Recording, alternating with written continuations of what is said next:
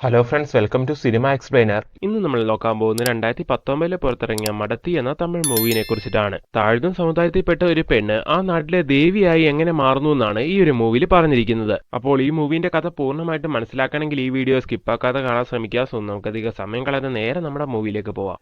പുതിയതായിട്ട് കല്യാണം കഴിഞ്ഞ ഒരു കപ്പിൾസ് ബൈക്കിൽ ഇങ്ങനെ പോയിക്കൊണ്ടിരിക്കുകയാണ്. ഈ സമയത്ത് ഭാര്യന്റെ നെറ്റിയിലുള്ള കുങ്കുമം ഭർത്താവിന്റെ ഷർട്ടിന്റെ പുറകിലായിട്ട് ഒന്ന് പറ്റുന്നുണ്ട്. വെള്ള ഷർട്ടാണ്. ഇനി എല്ലാരും കാണുമ്പോൾ ഇതെന്ത് പറ്റി എന്ന് ചോദിച്ചുകൊണ്ടിരിക്കും. ഇങ്ങനെയെല്ലാം പറഞ്ഞ് അവർ വണ്ടിയിൽ അങ്ങനെ വന്നുകൊണ്ടിരിക്കുന്ന അതേ സമയം തന്നെ അയാളുടെ ഭാര്യ ഒരു സ്ഥലത്തെത്തുമ്പോൾ പെട്ടെന്ന് ഒന്ന് വണ്ടി നിർത്താൻ പറയുന്നു. അങ്ങനെ അയാൾ വണ്ടി നിർത്തി കൊടുക്കുന്ന സമയത്ത് അവള് പെട്ടെന്ന് അവിടെയുള്ള ഒരു കാട്ടിലേക്ക് ഇറങ്ങി പോവാണ്. എന്നിട്ട് കുറച്ചു നേരം കഴിഞ്ഞ് തിരികെ വന്നിട്ട് അവൾ പറയുകയാണ് പീരീഡ്സ് ആയി. സോ എന്തെങ്കിലും തുണിയോ നാപ്കിനോ എന്തെങ്കിലും വേണം. ഈ പരിസരത്ത് ഒരു കട പോലും ഇല്ല. നിങ്ങൾക്ക് വണ്ടിയിൽ വല്ല തുണി ഉണ്ടോ നോക്കട്ടെ എന്നും പറഞ്ഞുകൊണ്ട് അയാളിപ്പോ വണ്ടി തുറക്കുന്ന തുണി എടുത്തു കൊടുക്കുവാണ്. പക്ഷെ അതിൽ ഒരുപാട് പൊടിയൊക്കെ ആയിരുന്നു. എന്നിട്ട് ഇനി എന്താ ചെയ്യാന്നൊക്കെ അവരിങ്ങനെ ആലോചിക്കുവാണ്. ഈ സമയത്ത് അങ്ങ് ദൂരെയായിട്ട് ഒരു കുടില് കാണുന്നു. ഒരു കാര്യം ചെയ്ത് നീ ഇവിടെ നിൽക്ക്, ഞാൻ അവിടെ പോയി വല്ല തുണിയും കിട്ടുമെന്ന് നോക്കാന്നും പറഞ്ഞുകൊണ്ട് അയാൾ നേരെ അവിടേക്ക് പോവാണ്. അങ്ങനെ കുറെ നേരം കഴിഞ്ഞിട്ടും പോയ ആള് തിരികെ വരുന്നില്ല. അതുകൊണ്ട് തന്നെ അയാളുടെ ഭാര്യയാണെങ്കിൽ ഇപ്പൊ അയാളെ നോക്കാൻ വേണ്ടി ആ കുടിലിന്റെ അടുത്തേക്ക് ചെല്ലുന്നു. എന്നിട്ട് ചേട്ടാ നിങ്ങൾ എവിടെയാന്ന് ചോദിച്ചുകൊണ്ട് അവരിപ്പോ അതിന്റെ അകത്തേക്ക് കയറുവാണ്. ഈ സമയത്ത് അതിനകത്തൊന്നും അയാളെ കാണുന്നില്ല. പക്ഷെ ആ കുടിലിനകത്ത് ഒരുപാട് പടങ്ങളെല്ലാം ഇങ്ങനെ വരച്ചു വെച്ചിട്ടുണ്ട്. അങ്ങനെ ആ പെണ്ണ് അതെല്ലാം അങ്ങനെ നോക്കി നിൽക്കുന്ന അതേ സമയം തന്നെ ആ കുടിലേക്ക് ഒരു ചെറിയ പയ്യൻ വരുന്നു. അങ്ങനെ ഇപ്പൊ പയ്യനോട് അവളെ ചോദിക്കുവാണ്, മോനെ ഭർത്താവ് കുറച്ചു നേരം മുമ്പ് ഇവിടേക്ക് വന്നായിരുന്നു, നീ കണ്ടായിരുന്നോ? ഇല്ല ചേച്ചി, ഞാൻ കണ്ടിട്ടില്ല. ചേച്ചി എന്താ വല്ലാതിരിക്കുന്നത്, വെള്ളം വേണോന്ന് ആ ചക്കൻ ചോദിക്കുന്നു. വേണമെന്ന് അവൾ പറയുന്ന സമയത്ത് അവൻ വെള്ളം കൊടുക്കുവാണ്. എന്നിട്ട് അവൾ ആ പയ്യനോട് ചോദിക്കുവാണ്,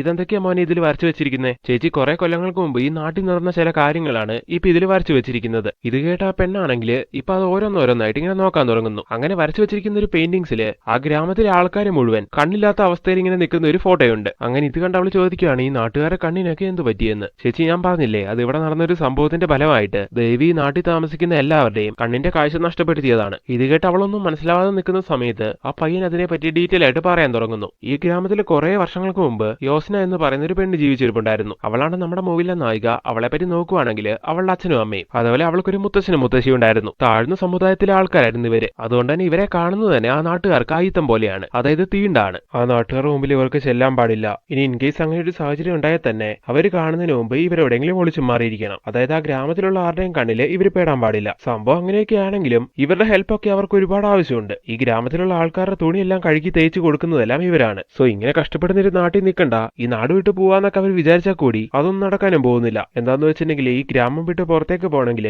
വലിയൊരു പുഴ കടന്നു വേണം പോവാൻ. ആ പുഴ കടക്കാനായിട്ട് താഴ്ന്ന അധികാരായോണ്ട് ഇവരെ സമ്മതിക്കില്ല. അങ്ങനെ ഒരു അടിമകളെ പോലെ അവരങ്ങനെ ജീവിച്ചു വരുന്നു. സംഭവം അങ്ങനെ ഒരുപാട് റെസ്ട്രിക്ഷൻസ് ഉണ്ടെങ്കിലും നമ്മുടെ നായികയുണ്ടല്ലോ യോസ്ന, അവൾ അതിലൊന്നും അത്ര ബോധമിടാവാറില്ല. എപ്പോഴും ഇങ്ങനെ പാറി പറന്ന് സന്തോഷിച്ച് നടക്കുന്ന ഒരു കൂട്ടത്തിലാണ് അവള്. പകൽ സമയങ്ങളിൽ പുറത്തിറങ്ങാൻ പാടില്ല, ഉയർന്ന അധികാരി കണ്ട പ്രശ്നമാവുന്നൊക്കെ അവളുടെ അച്ഛനും അമ്മയും അവളെ പറഞ്ഞു മനസ്സിലാക്കാൻ ഒരുപാട് ശ്രമിക്കുന്നുണ്ടെങ്കിലും അതിനെപ്പറ്റി അധികം ബോധമിടാവാതെ പുറത്തു പോകാൻ തോന്നുന്ന സമയങ്ങളെല്ലാം അവള് പുറത്തു പോകും. അവളുടെ അച്ഛനും അമ്മയും പറഞ്ഞ പോലെ ആരെങ്കിലും കണ്ടാലാകെ പ്രശ്നമാവും. പക്ഷെ ആരും കാണാതെ അവള് ശ്രദ്ധിക്കുകയും ചെയ്യും. ഇങ്ങനെ അമ്മയച്ഛനും ഒന്നും പറഞ്ഞിട്ടും അവളതൊന്നും കേൾക്കാതെ പകല് പുറത്തു പോകുന്നതെല്ലാം അവളുടെ അമ്മയ്ക്ക് ഭയങ്കര ദേഷ്യമാണ്. അങ്ങനെ ഇപ്പൊ ഈ സമയത്ത് അവളുടെ അമ്മയാണെങ്കിൽ അവളുടെ അച്ഛന് ഒരുപാട് വഴക്ക് പറയുന്നു. നിങ്ങൾ മകളെ ലാളിച്ച് വഷളാക്കി വെച്ചിരിക്കുവാണ്. അതുകൊണ്ടാണ് പെണ്ണ് പറഞ്ഞിട്ടൊന്നും കേൾക്കാത്തത്. അടുത്ത സീനിൽ ആ ഗ്രാമത്തിൽ ഒരു ഉത്സവം നടക്കാൻ പോകുന്നതായിട്ട് കാണിക്കുന്നു. അതിൽ പോയി പങ്കെടുക്കണം എന്നൊക്കെ നമ്മുടെ നായികയ്ക്ക് ഒരുപാട് ആഗ്രഹമുണ്ട്. പക്ഷെ അവളെ കൊണ്ടത് സാധിക്കില്ല. അതിനവളെ സമ്മതിക്കില്ല എന്ന് വേണം പറയാൻ. അങ്ങനെ അടുത്ത സീനിൽ നമ്മുടെ നായിക അവളുടെ മുത്തശ്ശിന്റെ അടുത്തേക്ക് വരുവാണ്. അവളുടെ മുത്തശ്ശിയും മുത്തശ്ശനും വേറൊരു വീട്ടിലാണ് താമസിച്ചുകൊണ്ടിരിക്കുന്നത്. അങ്ങനെ ഇപ്പോൾ മുത്തശ്ശിനോട് ഈ കാര്യം നായിക പറയുന്നു, മോളെ നമുക്കിവിടെ ഒരുപാട് നിബന്ധനകളുണ്ട്. ഇവിടെയുള്ള ആൾക്കാരുടെ കണ്ണിൽപ്പെട്ട അറിയാലോ, പിന്നെ നമ്മുടെ കാര്യം കഷ്ടത്തിലാവും. അതുകൊണ്ട് മോള് സൂക്ഷിച്ചും കണ്ടൊക്കെ വേണം പുറത്തു പോകാനെന്നൊക്കെ ഈ സമയത്ത് മുത്തശ്ശി പറഞ്ഞു കൊടുക്കുന്നു. അത് കഴിഞ്ഞിട്ട് നമ്മുടെ നായിക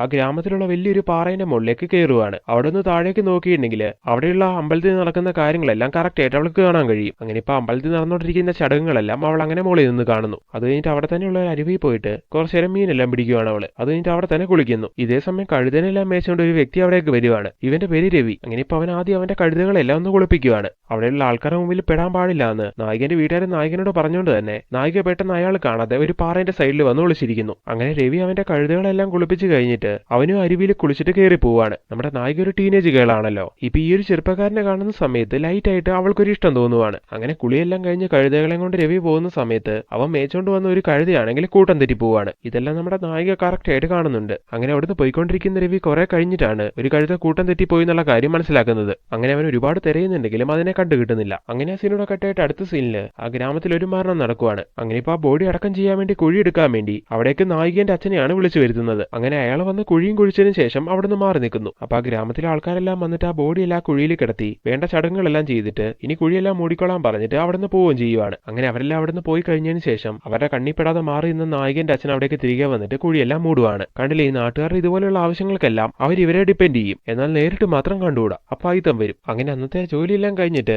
രാത്രിയാവുന്ന സമയത്ത് ജോസ്നന്റെ അച്ഛൻ വീട്ടിലേക്ക് എത്തുവാണ്. ഈ സമയം അവളുടെ അമ്മ പറയാണ്, പുന്നാര മോൾ ഇതുവരെ വീട്ടിലേക്ക് എത്തിയിട്ടില്ല. പറഞ്ഞാൽ വല്ല അനുസരണയുണ്ടോ പെണ്ണിന്? ഇപ്പൊ മിക്കവാറും അവൾ നിങ്ങളുടെ അമ്മയുടെ വീട്ടിലുണ്ടാവും. എന്റെ കൂടെ നിൽക്കുന്നതിനേക്കാൾ ഇഷ്ടം അവൾക്ക് അവളെ മുത്തച്ഛന്റെ കൂടെ നിൽക്കുന്നതാണല്ലോ. ഇവിടെയാണെങ്കിൽ ഞാൻ അവളെ കൺട്രോൾ ചെയ്യും, അവിടെ ആവുമ്പോൾ അങ്ങനത്തെ പ്രശ്നമില്ല, ഇഷ്ടം പോലെ ഫ്രീഡം ഉണ്ടല്ലോ. ഇങ്ങനെയല്ല അമ്മ പറയുന്ന സമയത്ത് എന്നാൽ ശരി ഞാൻ പോയി കൂട്ടിക്കൊണ്ട് വരാമെന്ന് ഇങ്ങനെയല്ല അമ്മ പറയുന്ന സമയത്ത് ശരി ഞാൻ അവളെ പോയി കൂട്ടിക്കൊണ്ട് വരാമെന്നും പറഞ്ഞുകൊണ്ട് നായകന്റെ അച്ഛൻ അവളെ കൂട്ടാൻ വേണ്ടി മുത്തശ്ശിന്റെ വീട്ടിലേക്ക് പോകുന്നു. അതായത് അയാളുടെ അമ്മയുടെ വീട്ടിലേക്ക് പോകുന്നു. അവിടുന്ന് അധികം ദൂരമൊന്നുമില്ല അവരുടെ വീട്ടിലേക്ക്, അടുത്ത് തന്നെയാണ്. അങ്ങനെ ഇപ്പൊ അവിടെ എത്തിയിട്ട് നായകനെ വിളിച്ചോണ്ട് വരാൻ തുടങ്ങുന്ന സമയത്ത് മുത്തശ്ശി അതായത് അയാളുടെ അമ്മ പറയാണ്, മോനെ ഭക്ഷണം ഉണ്ടാക്കിയിട്ടുണ്ട്, നീ കഴിച്ചിട്ട് പോവാൻ നോക്ക്. ഇത് കേട്ട് അയാൾ ശരി ആയിക്കോട്ടെ എന്നും പറഞ്ഞിട്ട് അവിടുന്ന് ഭക്ഷണം എല്ലാം കഴിക്കുന്നു. എന്നിട്ട് നായകനെയും കൂട്ടിക്കൊണ്ട് വീട്ടിലേക്ക് തിരികെ എത്തുവാണ്. വീട്ടിലെത്തി അയാൾ പറയാണ്, മകളെ വഷളാക്കുന്നതിന് ഞാൻ അമ്മേനെ ഒരുപാട് ചീത്ത പറഞ്ഞു എന്ന്. ഇത് കേൾക്കുന്ന അയാളുടെ വൈഫ് പറയാണ്, പിന്നെ നിങ്ങളെ എനിക്ക് അറിഞ്ഞൂടെ? അവിടെ ചെന്നിട്ട് നിങ്ങൾ നിങ്ങളുടെ അമ്മ ഉണ്ടാക്കി വെച്ചിരിക്കുന്ന ഭക്ഷണവും കഴിച്ചു പോന്നിട്ടുണ്ടാവും. ഇത് കേട്ട് അയാൾ ഒന്ന് ചിരിക്കുന്നു. അങ്ങനെ അടുത്ത ദിവസം രാവിലെ നമ്മുടെ നായിക പതിവ് പോലെ ആ വലിയ പാറന്റെ മുകളിലേക്ക് കയറുവാണ്. എന്നിട്ട് അവിടെ ഇരുന്നുകൊണ്ട് താഴെ അതായത് ഗ്രാമത്തിൽ എന്താ നടക്കുന്നതെന്നുള്ള കാര്യങ്ങളെല്ലാം ഇങ്ങനെ കണ്ടുകൊണ്ടിരിക്കുന്നു. അത് കഴിഞ്ഞിട്ട് അവിടുന്ന് തിരികെ ഇറങ്ങി വരുന്ന സമയത്ത് കാലൊന്ന് സ്ലിപ്പായിട്ട്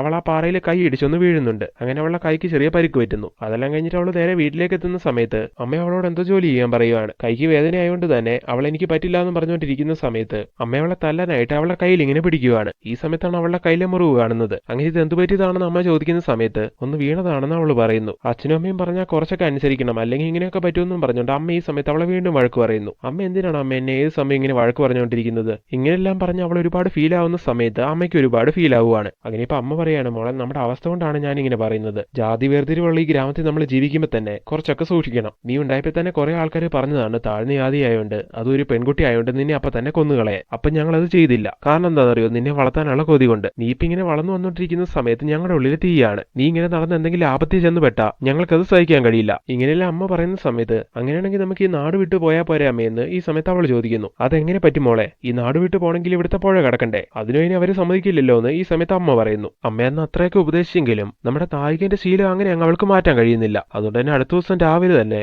അവൾ നാട് വിട്ടാൻ ഇറങ്ങുന്നു. അങ്ങനെ കാട്ടിലൂടെ ഇങ്ങനെ പോയിക്കൊണ്ടിരിക്കുന്ന സമയത്ത് ഇന്നലെ രവിന്റെ കയ്യിൽ നിന്ന് മിസ്സായ ആ ഒരു കഴുതക്കുട്ടിയുണ്ടല്ലോ, അതിനൊരു സ്ഥലത്ത് വെച്ച് അവൾ കാണുവാണ്. ഇന്നലെ അപ്പൊ ഈ കഴുതക്കുട്ടിനെ അയാൾക്ക് കിട്ടിയില്ലായിരുന്നു. എന്തായാലും ഇനി ഒറ്റയ്ക്ക് വിടണ്ട, വീട്ടിലേക്ക് കൂട്ടിക്കൊണ്ട് പോകാന്ന് വിചാരിച്ചുകൊണ്ട് നായിക അതിനെ വീട്ടിലേക്ക് കൂട്ടിക്കൊണ്ട് വരുന്നു. എന്നിട്ട് ഇതിന് ഭക്ഷണം എല്ലാം കൊടുത്ത് അതിനെ പരിപാലിക്കുവാണ്. അടുത്ത ദിവസം രാവിലെ നമ്മുടെ നായകന്റെ അച്ഛനും അമ്മയും അവരുടെ ജോലിക്കായിട്ട് ഇറങ്ങുവാണ്. അതായത് ആ ഗ്രാമത്തിലുള്ള ആൾക്കാരുടെ എല്ലാവരുടെയും ഡ്രസ്സൊക്കെ വാഷ് ചെയ്യുന്ന പരിപാടിയാണ് അവർക്കെന്ന് പറയുന്നുണ്ടായിരുന്നല്ലോ, അതിനായിട്ട് ഇറങ്ങുവാണ്. അങ്ങനെ പോയിക്കൊണ്ടിരിക്കുന്ന സമയം തന്നെ വഴിയിൽ വെച്ചിട്ട് ആ ഗ്രാമത്തിലുള്ള കുറച്ച് ആൾക്കാരെ മദ്യപിക്കുന്നത് അയാൾ കാണുവാണ്. അവരുടെ കൺമുമ്പിൽ പെടാതിരിക്കാൻ വേണ്ടി അവർ ഈ സമയത്ത് മാറി നിൽക്കുന്നു. ഇതേ സമയം ആ ഗ്രാമത്തിലുള്ളവര് ഇവരുടെ ഒച്ച കേട്ടിട്ട് നായകന്റെ അച്ഛനെ അങ്ങോട്ട് വിളിപ്പിക്കുവാണ്. അയ്യോ ഞങ്ങൾക്ക് ജോലിയുണ്ട്, ഞങ്ങൾ പോവാണെന്ന് ഈ സമയത്ത് അവർ പറയുന്നുണ്ടെങ്കിലും ആ ജോലിക്ക് പോവാം, നീ ആദ്യം ഇങ്ങ് വാന്ന് ഈ സമയത്ത് അവർ പറയുവാണ്. അങ്ങനെ തുണിയെല്ലാം വൈഫിന്റെ അടുത്ത് കൊടുത്തിട്ട് നീ നടന്നു, ഞാൻ പുറകെ വരാമെന്നും പറഞ്ഞുകൊണ്ട് ഇപ്പൊ ആൾക്കാർ ഇരിക്കുന്നതിന്റെ തൊട്ടപ്പുറത്തെ ഒരു മരത്തിന്റെ പുറകിലായിട്ട് അയാൾ ഇങ്ങനെ വന്ന് നിൽക്കുവാണ്. അതായത് കുടിക്കാൻ പറഞ്ഞിട്ട് ഈ സമയത്ത് അവര് അയാൾക്ക് കുറച്ച് കള്ളെല്ലാം കൊടുക്കുന്നു. അയ്യോ ഇതൊന്നും എനിക്ക് വേണ്ടാന്ന് ഈ സമയത്ത് നായകന്റെ അച്ഛൻ പറയുന്നുണ്ടെങ്കിലും നീ കുടിക്കടാമെന്നും പറഞ്ഞിട്ട് അവന്മാര് അയാളെ കൊണ്ട് കുടിപ്പിക്കുവാണ്. അതും അവർ അടുത്തെത്തിയൊന്നല്ല കുടിപ്പിക്കുന്നത്, അയാൾ അവിടെയുള്ള ആ മരത്തിന് പുറകിലായിട്ട് ഇങ്ങനെ ഒളിഞ്ഞു മാറിയിരിക്കുന്ന പോലെയാണ് ഇരിക്കുന്നത്. അങ്ങനെ ഇപ്പൊ അവർ ഒഴിച്ചൊഴിച്ചു കൊടുത്ത് അയാളെ പൂസാക്കുന്നു. ഇതിലൂടെ ഇവരുടെ ഉദ്ദേശം എന്താണെന്നറിയാവോ? ഇയാളെ കുടിപ്പിച്ച് കിടത്തിയിട്ട് ഇയാളുടെ ഭാര്യയോട് മോശമായിട്ട് പെരുമാറണം, അയാളുടെ ഭാര്യയോട് അഡ്വാൻറ്റേജ് എടുക്കണം. അങ്ങനെ ഇപ്പൊ വിചാരിച്ചാൽ അയാളെ കുടിപ്പിച്ച് കിടത്തിയിട്ട്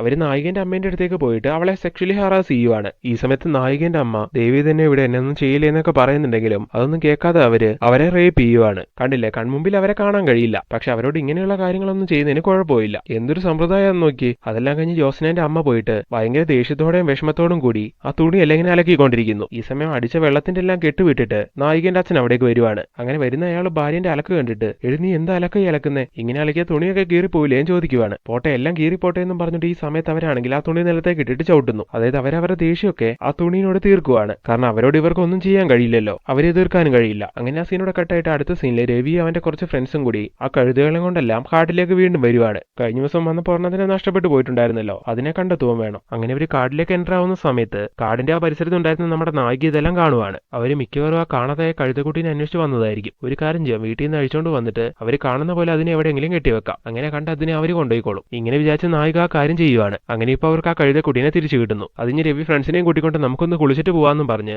ആ അരുവിന്റെ അടുത്തേക്ക് വന്നിട്ട് എല്ലാരും കൂടി കൂടിയിട്ട് ഇപ്പൊ കുളിക്കുവാണ്. ഈ സമയം നമ്മുടെ നായിക അവര് കാണാതെ അവിടേക്ക് എത്തിയിട്ട് ആ രവി കുളിക്കാൻ നേരത്ത് ഊരി വെച്ചിരുന്ന അയാൾ ഷർട്ട് എടുത്തോണ്ട് അവിടെ നിന്ന് പോവാണ്. അങ്ങനെ ഇപ്പൊ കുളിയെല്ലാം കഴിഞ്ഞ് കയറി വരുന്ന രവി അവന്റെ ഫ്രണ്ട്സിനോട് പറയാണ്, അന്ന് ഞാൻ ഇവിടെ വന്നപ്പോ എന്റെ കഴുതനെ നഷ്ടമായി, ഇന്ന് വന്നപ്പോ കഴുതനെ കിട്ടി, പക്ഷെ എന്റെ ഷർട്ട് നഷ്ടമായി. അടുത്ത സീനിൽ നമ്മുടെ നായികനെ കാണിക്കുന്നു. അവളിപ്പോ അവിടെ നിന്ന് എടുത്തോണ്ട് വന്ന രവിന്റെ ഷർട്ട് ഷർട്ടും ഇട്ടുകൊണ്ട് ഇങ്ങനെ ഭയങ്കര സന്തോഷത്തോടെ ഓടി പോവുകയാണ്. അടുത്ത സീനിൽ ആ ഗ്രാമത്തിൽ വെച്ച് നടക്കാൻ പോകുന്ന ഉത്സവത്തിന്റെ ചടങ്ങുകളെല്ലാം കാണിക്കുന്നു. ഇപ്പൊ അതിന്റെ എന്തൊക്കെയോ കാര്യങ്ങൾ കമ്മിറ്റി കൂടി അവർ ചർച്ച ചെയ്തുകൊണ്ടിരിക്കുന്ന സമയത്ത് രവി അവന്റെ കുറച്ച് ഫ്രണ്ട്സും ലക്ഷ്മണൻ എന്ന് പറയുന്ന ഒരു വ്യക്തിയുമായിട്ട് അതിന്റെ എന്തൊക്കെയോ കാര്യങ്ങൾ സംസാരിച്ച് വഴക്കാവുന്നു. ഇതേ സമയം തന്നെ മറ്റു ചില ആൾക്കാര് ഈ ഉത്സവത്തിന് അമ്പലത്തില് ഒരു ദേവീന്റെ ശില പണിയാനായിട്ട് തീരുമാനം എടുത്തിട്ടുണ്ട്. അതിനായിട്ട് നല്ലൊരു കല്ല് നോക്കി നമ്മുടെ നായിക എപ്പോഴും പോകാറുള്ള ആ വലിയ പാറയുണ്ടല്ലോ അതിന്റെ അടുത്തേക്ക് വരുവാണ്. എന്നിട്ട് കറക്റ്റായിട്ട് നമ്മുടെ നായിക എപ്പോഴും കയറിയിരിക്കാറുള്ള ആ വലിയ പാറ തന്നെ സെലക്ട് ചെയ്ത് അതെടുത്തോണ്ട് പോകുന്നു. അന്ന് ഈവനിങ് ആ പാറന്റെ അടുത്തേക്ക് വരുന്ന നമ്മുടെ നായിക അവൾ ഇരിക്കാറുള്ള ആ പാറ അവിടെ കാണുന്നില്ല. അതായത് എടുത്തോണ്ട് പോയി ഈ സമയത്ത് അവൾക്ക് മനസ്സിലാവുന്നുണ്ട്. അതുപോലെ നേരത്തെ ആ പാറ എടുക്കാൻ വേണ്ടി വന്ന ആൾക്കാർ അതിന് പൂജയെല്ലാം ചെയ്ത് അവിടെ കുറെ പഴങ്ങളും പൂക്കളെല്ലാം വെച്ചിട്ടുണ്ടായിരുന്നു. അങ്ങനെ ഇപ്പൊ അതെല്ലാം കാണുന്ന അവൾക്ക് മനസ്സിലാവുകയാണ് അമ്പലത്തിന് എന്തോ ആവശ്യത്തിന് വേണ്ടി പാറ എടുത്തോണ്ട് പോയതാണെന്ന്. എന്നാൽ അത് വെച്ചിട്ടാണ് ദേവിന്റെ ശില ഉണ്ടാക്കാൻ പോകുന്നുള്ള കാര്യമൊന്നും അവൾക്ക് അറിയത്തില്ല. എന്തായാലും അമ്പലത്തിന്റെ കാര്യത്തിന് വേണ്ടിയല്ലേ, അതുകൊണ്ടാണെങ്കിൽ അവൾക്ക് അതിൽ വിഷമമൊന്നും തോന്നുന്നില്ല. അങ്ങനെ ഇപ്പൊ പൂജ ചെയ്ത് വെച്ചിരിക്കുന്ന ആ പഴങ്ങളെല്ലാം നമ്മുടെ നായിക എടുത്ത് കഴിക്കുവാണ്. അതുപോലെ അവിടെയുള്ള കുറച്ച് കുരങ്ങന്മാർക്കും അത് കൊടുക്കുന്നു. അടുത്ത സീനിൽ ആ പാറ എടുത്ത് പോയ ആൾക്കാരെ കാണിക്കുവാണ്. അവരിപ്പോ ആ പാറ വെച്ചിട്ട് നല്ലൊരു ശില ഉണ്ടാക്കിക്കൊണ്ടിരിക്കുന്നു. ഇതേ സമയം നമ്മുടെ നായികനെ കാണിക്കുവാണ്. അവളിപ്പോ നേരത്തെ അവിടെ നിന്ന് അടിച്ചു മാറ്റിക്കൊണ്ട് വന്ന രവിന്റെ ഷർട്ട് ഉണ്ടല്ലോ അതിങ്ങനെ മേത്ത് കൂടി ഇട്ടിങ്ങനെ കിടക്കുവാണ്. അത് കഴിഞ്ഞ് ആ ഷർട്ട് ധരിച്ചിട്ട് അവൾ അവിടുത്തെ അരുവിയിലെല്ലാം പോയി കുളിക്കുകയൊക്കെ ചെയ്യുന്നു. അവൾ ഈ പ്രവൃത്തികളെല്ലാം കണ്ടാലറിയാം അവൾക്ക് രവിനെ വല്ലാതെ ഇഷ്ടമായിട്ടുണ്ടെന്ന്. അങ്ങനെ അവിടെ നിന്ന് കുറച്ച് ദിവസം കഴിഞ്ഞു പോവാണ്.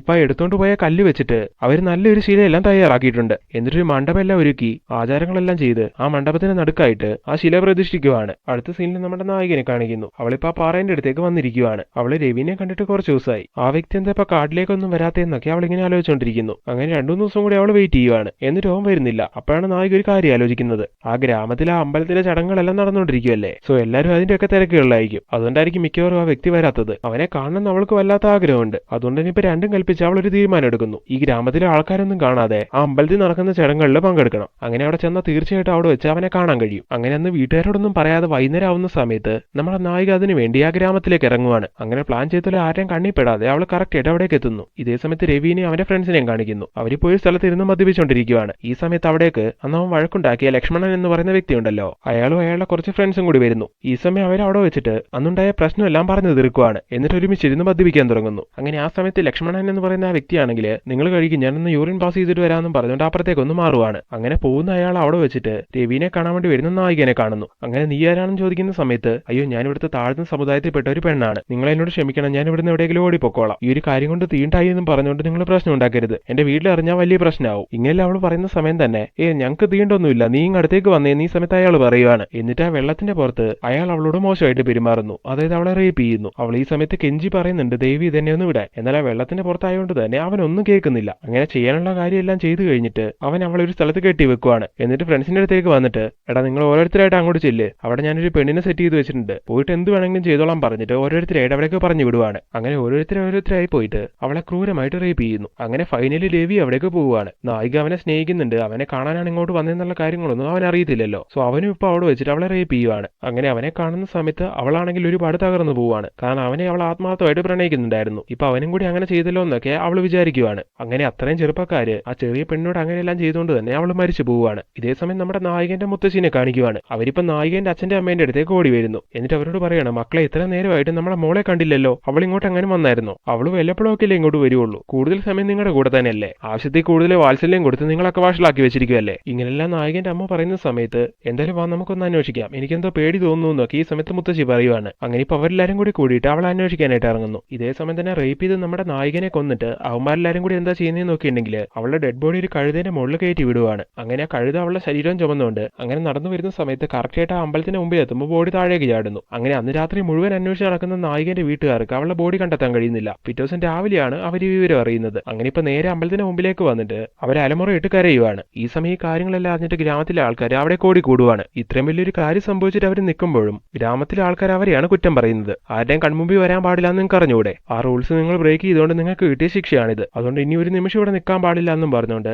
കല്ലൊക്കെ എറിഞ്ഞ് അവരെ അവിടെ നിന്ന് ഓടിച്ചു വിടുവാണ് അവര്. അങ്ങനെ ജോസ്നന്റെ ബോഡി എടുത്തുകൊണ്ട് അവരവിടെ നിന്ന് പോകുന്ന സമയത്ത് നല്ല ശക്തിയായ മഴ പെയ്യുവാണ് അവിടെ. അങ്ങനെ ആ സമയത്ത് പെയ്യാൻ തുടങ്ങിയ മഴ ഒരാഴ്ച കണ്ടിന്യൂസ് ആയിട്ട് പെയ്തു. ആ പെൺകുട്ടിയുടെ വീട്ടുകാരുടെ സങ്കടം കണ്ടിട്ട് ആകാശം വരെ കരഞ്ഞു എന്നാണ് പറയപ്പെടുന്നത്. അങ്ങനെ ശക്തമായ മഴയില് അവര് പുതുതായിട്ട് പണിത അമ്പലം ഉണ്ടല്ലോ അത് തകർന്നു പോയി. എന്നാൽ അവരവിടെ സ്ഥാപിച്ച ആ ദേവിയുടെ ശിലയുണ്ടല്ലോ അതിന് മാത്രം ഒന്നും പറ്റിയില്ല. എന്നാൽ ദേവിന്റെ മുഖത്തിന് ഒരു മാറ്റം വന്നു. അതാ മരിച്ചുപോയ ജോസ്ന എന്ന് പറയുന്ന പെൺകുട്ടിയുടെ മുഖം പോലെ ആയി മാറി എന്നാണ് പറയുന്നത്. ഇതെല്ലാം കണ്ട ഗ്രാമത്തിലുള്ള ആൾക്കാരെല്ലാം ഭയങ്കര ഷോക്കായി. അങ്ങനെ ദേവിയായി മാറിയ ജോസ്ന എന്നെ കണ്ടാൽ തന്നെ തീണ്ടായിട്ട് കരുതുന്ന നിങ്ങൾക്ക് ഇനി എന്തിനാ കണ്ണെന്നും പറഞ്ഞുകൊണ്ട് അവർക്ക് ശാപം കൊടുത്തു. അങ്ങനെ ആ ഒരു സംഭവത്തോടെ ഈ നാട്ടിലുള്ള എല്ലാവരുടെയും കാഴ്ച നഷ്ടമായി. അങ്ങനെ ഇപ്പൊ ഈ കഥയെല്ലാം പ്രസന്റിലെ ചെറിയ പയ്യൻ ഈ പെണ്ണിനോട് പറഞ്ഞുകൊണ്ടിരിക്കുകയാണ്. അങ്ങനെ ഈ കഥയെല്ലാം കേട്ടുകൊണ്ടിരിക്കുന്ന ആ പെണ്ണാണെങ്കിൽ ആ വരച്ചു വെച്ചിരിക്കുന്ന പടത്തിലേക്ക് ഒന്ന് നോക്കുവാണ്. ഈ സമയത്ത് ആ പടത്തിന്റെ മുന്നിൽ തന്നെയായിട്ട് ആ സ്ത്രീക്ക് നേരത്തെ കാണാതായ അവരുടെ ഭർത്താവിനെ കാണാൻ കഴിയുവാണ്. നേരത്തെ ഒരു വണ്ടിയിൽ വരുന്ന സമയത്ത് ഭർത്താവിന്റെ ഷർട്ടിലായിട്ട് ഇവരുടെ കുങ്കുമം പറ്റുന്നുണ്ടായിരുന്നല്ലോ, ആ പാട് വരെ കറക്റ്റ് ആയിട്ടുണ്ട്. അയാളുടെ കണ്ണ് നഷ്ടമായ രീതി തന്നെയാണ് ഇപ്പൊ ഈ ഡ്രോയിങ്സിലുള്ളത്. സോ ഇപ്പൊ കാണാതായ ഈ പെണ്ണിന്റെ ഭർത്താവും ഈ ഗ്രാമത്തിലുള്ള ഒരാളായിരുന്നു. സോ അയാളോട് യോസ്ന പഴി വാങ്ങിയിരിക്കുകയാണ്. അങ്ങനെ ഇതെല്ലാം മനസ്സിലാക്കുന്ന ആ സ്ത്രീ ആണെങ്കിൽ ഇപ്പൊ അവിടുന്ന് പേടിയോടുകൂടി ഇറങ്ങി ഓടുന്നതായിട്ട് കാണിക്കുന്നു. ഈ സമയം നമ്മുടെ യോസ്നന്റെ ആത്മാവ് ഇതെല്ലാം ദൂരെ നിന്ന് കാണുന്നതായിട്ട് കാണിച്ചുകൊണ്ട് അങ്ങനെ ഈ മൂവി അവസാനിപ്പിക്കുകയാണ്. സോ ഫ്രണ്ട്സ്, ഈ മൂവി എങ്ങനെ ഉണ്ടായിരുന്നു? ഈ മൂവിനെ കുറിച്ചുള്ള നിങ്ങളുടെ അഭിപ്രായം തീർച്ചയായിട്ടും നിങ്ങൾ കമന്റ് ബോക്സിൽ ഇടുക. ഇനി ഇതുപോലുള്ള പുതിയ പുതിയ മൂവീസ് ആയിട്ട് ഞങ്ങൾ വരുന്നതായിരിക്കും. അപ്പോൾ ഈ വീഡിയോ വൈൻഡപ്പ് ചെയ്യുന്നു. So thank you so much for watching this video.